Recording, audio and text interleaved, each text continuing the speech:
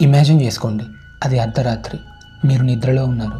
ఎవరో మిమ్మల్ని నిద్ర లేపినట్లుగా సడన్గా మీకు మెలకువ వచ్చింది. ఎవరో మీ చెస్ట్ పై కూర్చున్నంత వెయిట్, మీ గొంతు గట్టిగా నలుగుతున్న ఫీలింగ్. ఆ సిచ్యువేషన్ నుండి మీరు బయటికి రావడానికి మీ బాడీని ఎంత కదిలించినా కదపలేరు.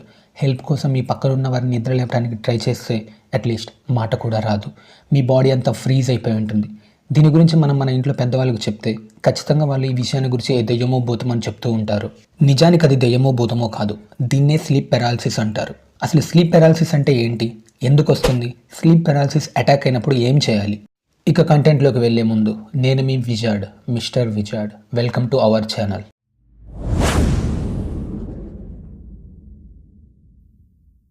స్లీప్ పెరాలసిస్ వచ్చినప్పుడు మన బాడీలో కండరాలు చాలా వరకు ఫ్రీజ్ అయిపోయి ఉంటాయి. ఒక బ్రెయిన్ ఫంక్షన్ మాత్రం ఇంకా రన్ అవుతూనే ఉంటుంది. ఒక్క మాటలో చెప్పాలంటే మన బ్రెయిన్ వెలుగుతూ ఉంటుంది, బాడీ మాత్రం ఇంకా నిద్రలోనే ఉంటుంది.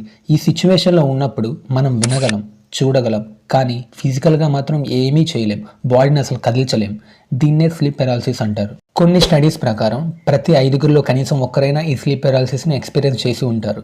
చైనాలో, ఇండియాలో, ఫ్రాన్స్లో ఇలా చాలా దేశాలు స్లీప్ పెరాలసిస్ని దెయ్యంగా భావిస్తారు.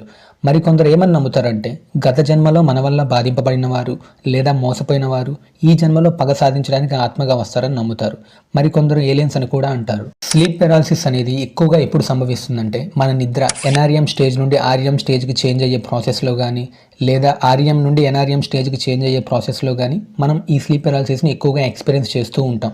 అసలు ఆర్ఈఎం ఎన్ఆర్ఎం స్టేజెస్ అంటే ఏంటి? REM rapid eye movement, NREM non rapid eye movement. మనం నిద్రించే ప్రాసెస్లో 2 ఫేజెస్ ఉంటాయి. అవి NRM phase and RM phase. ఎన్ఆర్ఎంలో 3 స్టేజెస్ ఉంటాయి. NRM stage 1, NRM stage 2, NRM stage 3. ఈ 3 స్టేజెస్ తర్వాత ఆర్ఎం స్టేజ్ స్టార్ట్ అవుతుంది. దీన్నే యాక్టివ్ స్లీప్ అని కూడా పిలుస్తారు. ముందుగా ఎన్ఆర్ఎం స్టేజ్ 1, ఇది మన స్లీప్ సైకిల్లో ఫస్ట్ స్టేజ్. ఇక్కడ మన బ్రెయిన్ యాక్టివిటీ మెల్లగా స్లో అవుతుంది. మన heartbeat, eye moment, breathing ఇవన్నీ స్లో అవుతాయి. మన బాడీ అంతా మెల్లగా రెస్ట్ తీసుకుంటుంది. ఈ స్టేజ్లో మనం 5 to 10 minutes నిద్రిస్తాం. ఇక్కడ బ్రెయిన్ ఫంక్షన్స్ కొంతవరకు యాక్టివ్గానే ఉంటుంది. తరువాత NRM stage 2. American sleep foundation వారి స్టడీస్ ప్రకారం మన నిద్ర దాదాపుగా 50% ఈ స్టేజ్లోనే ఉంటుంది. ఈ స్టేజ్లో మన బాడీలో జరిగే మార్పులు, బాడీ టెంపరేచర్ డ్రాప్ అవుతుంది, ఐ మూమెంట్ మెల్లగా స్లో అవుతుంది, breathing and heart rate normal అయిపోతుంది. ఈ స్టేజ్ కంప్లీట్ అవ్వడానికి దాదాపుగా 20 to 25 minutes పడుతుంది. ఈ స్టేజ్లో ఉన్నప్పుడు మన సరౌండింగ్స్ గురించి మనకు చాలా తక్కువ అవగాహన ఉంటుంది. మన బాడీ అంతా రెస్ట్ స్టేజ్లోకి వెళ్తుంది. ఈ స్టేజ్లో మన బాడీ తనంతట తానే రిపేర్ చేసుకుంటూ నెక్స్ట్ డేకి యాక్టివ్గా ఉండడానికి దోహదపడుతుంది. తర్వాత ఎన్ఆర్ఎం స్టేజ్ 3, దీన్నే డీప్ స్లీప్ స్టేజ్ అని కూడా పిలుస్తారు. ఈ స్టేజ్లో ఉన్నప్పుడు మనం అంత త్వరగా మేల్కోలేం. పెద్ద పెద్ద శబ్దాలు విన్నప్పటికీ అవి మన నిద్రను అంత ఈజీగా భంగం కలిగించలేవు. ఈ స్టేజ్లో ఉన్నప్పుడు మన బాడీలో జరిగే మార్పులు, కండరాలు కంప్లీట్గా రిలాక్స్ అయిపోతాయి, బీపీ డౌన్ అవుతుంది, బ్రీతింగ్ స్లో అవుతుంది. ఇక్కడ బ్రెయిన్ తన జ్ఞాపకాలను నెమరు వేసుకుంటుంది. ఎగ్జాంపుల్, రాత్రి చూసిన సినిమా అవ్వచ్చు, ఉదయం చూసిన యాక్సిడెంట్ అవ్వచ్చు, లేదా ఏదైనా మీ పర్సనల్ ఎక్స్పీరియన్స్ కూడా అయి ఉండొచ్చు. Finally RM phase. ఆర్ఎం స్టేజ్లో బ్రెయిన్ చాలా యాక్టివ్గా ఉంటుంది. ఎంత యాక్టివ్ అంటే డే టైంకి ఏ మాత్రం తీసిపోదు. ఇక్కడ మన బాడీ టెంపరీగా ప్యారలైజ్ అయి ఉంటుంది. ఒక రకంగా ఇది మన మంచికే, ఎందుకంటే ఈ స్టేజ్లోనే మనం ఎక్కువగా కలలు కంటూ ఉంటాం. మన బాడీ ఇలా ప్యారలైజ్ అవ్వకుండా ఉంటే మనకు వచ్చే కలలతో ఇంటరాక్ట్ అయ్యి మనకు తెలియకుండా మనకు మనమే ఫిజికల్గా హర్ట్ చేసుకునే ప్రమాదం ఉంది. సింపుల్గా చెప్పాలంటే కలలో మనం ఎవరితోనో గొడవ పడుతున్నాం అనుకోండి, ఆ గొడవలో మనం ఆ పర్సన్ని కొడతాం.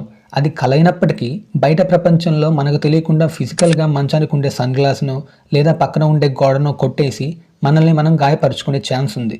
సో మన బ్రెయిన్ చాలా తెలివైంది కాబట్టి బాడీని టెంపరీగా ప్యారలైజ్డ్ స్టేజ్కి తీసుకెళ్ళి మనల్ని రక్షిస్తూ ఉంటుంది. ఆర్ఈఎం స్టేజ్ స్టార్ట్ అవ్వడానికి 90 to 120 minutes టైం పడుతుంది. ఆర్ఈఎం స్లీప్ స్టేజ్లో మన బాడీలో జరిగే మార్పులు, బ్రెయిన్ చాలా యాక్టివ్గా ఉంటుంది, బాడీ రిలాక్స్డ్ స్టేజ్లో ఉంటుంది, బ్రీతింగ్ చాలా ఫాస్ట్గా ఉంటుంది, కళ్ళు చాలా ఫాస్ట్గా కదులుతూ ఉంటాయి.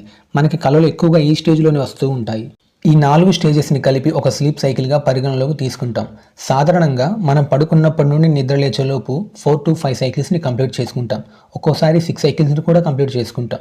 మీరు ఇక్కడ గమనించవలసిన చిన్న విషయం, నేను చెప్పిన స్లీప్ సైకిల్ ప్రతిసారి ఒకే విధమైన సీక్వెన్స్లో జరగదు. మొదట ఎన్ఆర్ఎం స్టేజ్ 1 స్టార్ట్ అవుతుంది, తర్వాత ఎన్ఆర్ఎం 2 స్టార్ట్ అవుతుంది, తర్వాత ఎన్ఆర్ఎం 3, ఆ తర్వాత ఆర్ఎం స్టేజ్కి కాకుండా మళ్ళీ ఎన్ఆర్ఎం 2 స్టేజ్కి రిపీట్ అయ్యి సడన్గా ఆర్ఎం స్టేజ్కి షిఫ్ట్ అవ్వచ్చు. మీకు బాగా అర్థమయ్యేలా చెప్పాను అని అనుకుంటున్నాను. అర్థం అవ్వకపోతే ఇంకోసారి చూడడానికి ప్రయత్నించండి. ఇక స్లీప్ పెరాలసిస్ టాపిక్లోకి వెళ్దాం. ఇది కొంచెం జాగ్రత్తగా స్కిప్ చేయకుండా వినండి. ఆర్ఎం స్టేజ్లో బాడీ రిలాక్స్డ్ అండ్ ఇమ్మొబిలైజ్ కండిషన్లో ఉంటుంది. స్లీప్ సైకిల్ అనేది మిగిలిన స్టేజెస్ గుండా షిఫ్ట్ అయ్యేటప్పుడు మన బ్రెయిన్ ఆర్ఎం స్టేజ్ నుండి సడన్గా మేల్కుంటుంది. బట్ బాడీ మాత్రం ఇంకా ఆర్ఎం మోడ్లోనే ఉంటుంది. బాడీ ఇంకా ఆర్ఎం మోడ్లో ఉండడం చేత మన బాడీ టెంపరీగా ప్యారలైజ్ స్టేజ్కి వెళ్తుంది. అలా మనం ఆర్ఎం స్టేజ్ నుండి మేల్కొనడానికి చాలా కారణాలు ఉన్నాయి. స్లీప్ పారాలిసిస్కి కారణాలు ఏంటో తెలుసుకుందాం. ఇన్సోమ్నియా. వీళ్ళకి నిద్రపోవడం చాలా కష్టంగా ఉంటుంది. రాత్రులు ఎక్కువసార్లు నిద్ర లేస్తూ ఉంటారు. ఒక్కసారి నిద్ర లేచాక మళ్ళీ నిద్రపోవడానికి పాపం వీళ్ళకి చాలా సమయం పడుతుంది. Narcolepsy, panic disorder, over hard work, over stress, irregular sleeping times, ఇలా చాలా కారణాలు ఉన్నాయి స్లీప్ పారాలిసిస్ రావడానికి. స్లీప్ పారాలిసిస్ వచ్చినప్పుడు మనం త్వరగా దాని నుండి ఎలా ఎస్కేప్ అవ్వాలి? మొదటగా చేయాల్సింది, స్లీప్ పారాలిసిస్ మీకు అటాక్ అయినప్పుడు అసలు ప్యానిక్ అవ్వకండి. మన ఫ్రెండ్స్ అండ్ పేరెంట్స్ చెప్పిన దెయ్యాలను భూతాలను అస్సలు గుర్తు తెచ్చుకోకండి. ఎందుకంటే అక్కడ ఏమీ లేకపోయినా మన బ్రెయిన్ ఏదో ఉన్నట్లుగా ఊహించుకుంటుంది.